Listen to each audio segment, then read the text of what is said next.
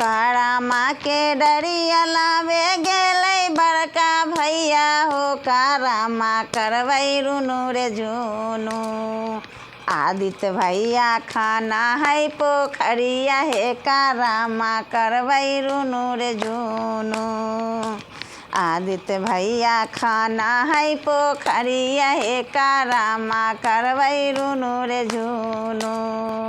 मुकेश भैया लावे गेलै खीरावाया कुड़िया हे, कारामा करवै रुनु रे जुनू।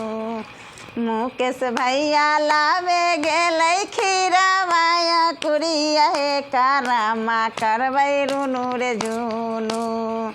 चल हे सखी फूल लो रे फूलवरिया हे, कारामा करवै रुनु रे जुनू। चल हे सखी फूल लो रे फूलवरिया हे, कारामा करवै रुनु रे जुनू। मटिया के बनबै शिव गौर के मूर्तिया हे, कारामा करवै रुनु रे जुनू। मटिया के बनबै शिव गौर के मूर्तिया हे, कारामा करवै रुनु रे जुनू। चल हे सखी फूल लो रे फूलवरिया हे, कारामा करवै रुनु रे जुनू। सांझी के बेरिया बरबै दिया बतिया हे, कारामा करवै रुनु रे जुनू। हाथवा पकड़ी भैया के टपबै पोखरिया हे, कारामा करवै रुनु रे जुनू। हाथवा पकड़ी भैया के टपबै पोखरिया हे, कारामा करवै रुनु रे जुनू। चल हे सखी फूल लो रे फूलवरिया हे, कारामा करवै रुनु रे जुनू। भैया लगी हम मांगबै उमरिया हे, कारामा करवै रुनु रे जुनू।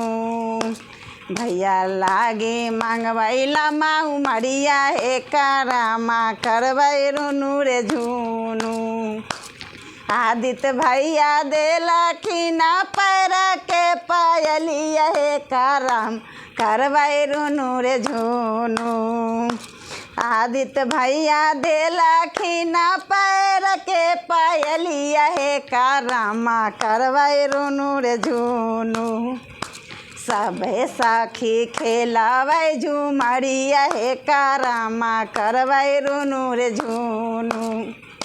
सबेरे बहिनी खेलावै झुमरिया हे, कारामा करवै रुनु रे जुनू। मुकेश भैया देलखिन गले के हरवा हे, कारामा करवै रुनु रे जुनू। विकास भैया देलखिन काना के झुमकवा हे, कारामा करवै रुनु रे जुनू। सब बहिनिया पूजब करम डरिया हे, कारामा करवै रुनु रे जुनू।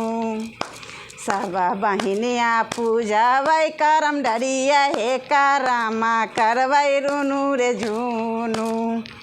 ये गीत कैसा लगा कमेंट करके बताइएगा।